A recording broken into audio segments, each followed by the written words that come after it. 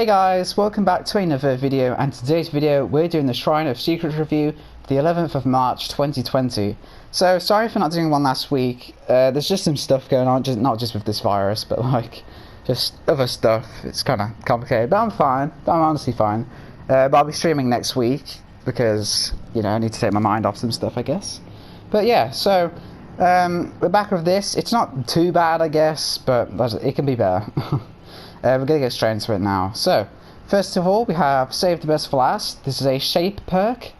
I already know that this is very recent because I haven't had this perk for very long.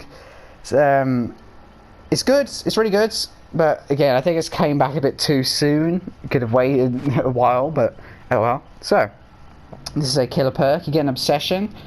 And basically, each time you hit someone who is not the obsession, and they messed up there, you get a token. This goes into 8 tokens, and each token grants a stackable 5% decreased successful basic attack cooldown. So basically, when you hit someone, you know, and it plays out an animation with the weapon, basically that basically gets decreased, so it doesn't take as long. So if you get 8 tokens, it literally hardly plays. It's very good. But if you hit your obsession, you will lose 4 tokens. Now, a tier 2, this is 3 tokens and then 2 tokens, so you don't lose as many. And then when the obsession is sacrificed or killed, you can't gain any more tokens, but you do actually keep all the tokens that you already have. You can only be obsessive on survival. So basically, each time you hit someone that's not the obsession, you get a token. Each token makes it so it doesn't take as long to have your cooldown, so you can basically just hit them again really soon. If you're obsession, you lose tokens. But again, the good thing is, if you catch someone, you know, like through a window or from a locker, it doesn't actually lose any tokens, so doing this obsession does not actually lose tokens. There's also a few little methods around it, some little tricks around this obsession thing. Pardon me. For example, the pig's ambush hits. If you hit the obsession with an ambush hit, it doesn't actually lose tokens. Same with Demogorgon's shred, is it? Of the Abyss or something. It doesn't actually lose tokens, so that's really good. And again, the good thing is, if they're killed, as long as you have some tokens, you can't lose them, but you can't get any more, unless you get decisive strike or something, or if you have nemesis and there's a new obsession. But yeah, you know what I mean. So again, really worth it. This is a really good perk. This is probably one of my favorite killer perks. It's so good on like everyone. Next up we have Stakeout. This is a detective tap perk. It's a 5 perk. Basically, each time you are in the killer's terror radius for 15 seconds, but not in a chase, so you're just hiding, you get a token up to a maximum of 2 tokens. At tier 3, this is 3 tokens. No, tier 2, this is 3 tokens. And then tier 3 is 4 tokens. There we go. That's what I was trying to say. And then when it has at least 1 token, good skill checks are considered great skill checks and consume 1 token. This used to be really good with Old Ruin because you had the Old Ruin skill check, then obviously you wouldn't actually lose any progress, but you wouldn't gain any, so it was just kind of a stalemate. The good thing is as well, if you have a token of this, but you actually hit a great skill check without, like you actually hit the great skill check, it doesn't actually consume a token, because I'm pretty sure it used to. I think I remember that happening, but I'm not too sure. But yeah, so that's good. So again, tier 3 is amazing because you get 4 tokens. 15 seconds for not being in a chase is really easy, especially if you're like me. You just kind of like, if you use perks like Fixated or like Iron Will and stuff, and you're just kind of stealthy, you'll get a lot. Also, if you're doing a gen and someone's getting chased around you, again, that counts. But again, this is really good for like gen rush builds. Combine it with like Prove Thyself or something. Jesus. This could be crazy.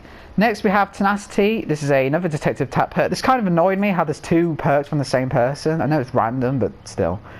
Yeah, this is a detective tap perk again. This is honestly one of my favorite survivor perks in the game. I literally use this all the time. It's in my current build. Basically, when you're downed, you can crawl 30% faster. This goes into 40% and then 50%. And also lets you recover at the same time. This is really amazing. Honestly, it's kind of situational, which is probably the only downside to it. Because again, if you're not getting slugged, it won't really help you that much. But what I will say is, there are so many times where I've escaped trials just because of this perk. What I like to do is, if I get hit and downed through a window, what happens is, because I fast forward through the window, and I get hit, but it downs me. So while I'm on the ground, there's still like a speed boost. I don't know if you guys have had that. And literally, the second you're downed, the second you can move, start moving and recovering. Because then the killer is just going to go, he's got to like have his weapon cooldown, he's got to go through the window and around it, and then he's trying to find you. And again, if you've got like Iron Will doesn't count for downed people, does it? I don't think. But basically, yeah, what I'm trying to say is this perk's really good at just getting away from the killer. Combine it with like Flip Flop or Unbreakable, especially Unbreakable, it's amazing. It's like deadly. It's so good. This is such a good perk. It's kind of situation like I said, but again, just being able to crawl and recover at the same time is really helpful. Because again, the second like the killer loses sight of you on the ground, you can just get as far away as possible, and then from there you can find a teammate or go through an exit gate or go to the hatch, which have actually happened to me once. That's great. Very good. Very good. And finally we have Unnerving Presence. This is a trapper perk. This one hasn't been on for a while, I don't think, so a bit of variety, so it's good. So this is a killer perk as usual. Your presence alone instills great fear, so when survivors are in your terror radius, they have a 10% greater chance of triggering skill checks when repairing, healing, or sabotage. That by itself is pretty good. But then trigger skill checks success zones are reduced by 40%. This goes up to 50% and then 60%. You know, I'm not really a fan of like terror radius perks. You guys want to know that, like Chlorophobia and Overwhelming and everything.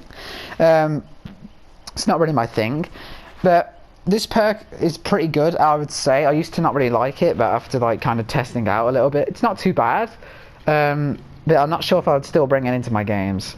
So yeah, again, use it with distressing or killers with like, you know, larger terror radiuses or something. Especially at tier 3, 60% reduce skill check success zones.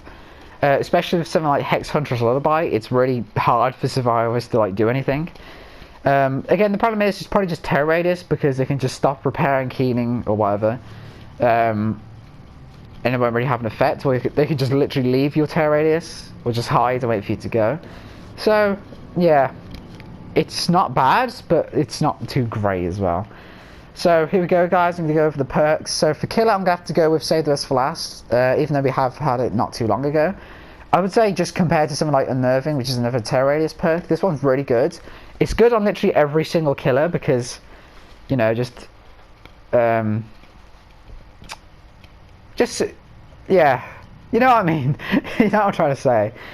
Just like, you know, on every killer, this has some benefit. I'm using it currently on like, you know, Doctor and everything. It's just crazy. Again, combine it with like the little tricks with like Pig and Demogorgon. And again, if you catch them through windows, if you get them in lockers and everything, it doesn't lose tokens as well. And you still keep some even if the obsession is dead, as long as you still have a few left. Very good. It's really beneficial to like everyone. And then for Survivor, I'm going to have to go with Stakeout, even though I prefer Tenacity even more. And like I said, it's in my current build right now. But Stakeout's just more better because it's really easy to get the tokens, and then once you have them, it's really beneficial to your team. I probably should have noticed as well, this counts for any skill checks, not just repairing. So again, if you're healing someone, if you're sabotaging or something like that, this counts, so they go faster as well, which is again good for like healing, especially if you have like Sloppy Butcher or something. But yeah, so really good, really good. So guys, that's gonna do it for my Shrine review. I'm back now, I guess. I'll be live streaming next week, hopefully. No promises though, but I will honestly try. Maybe streaming some new games soon as well, but yeah. So guys, that's gonna do it for this video. I hope you enjoyed, and I'll see you in the next one.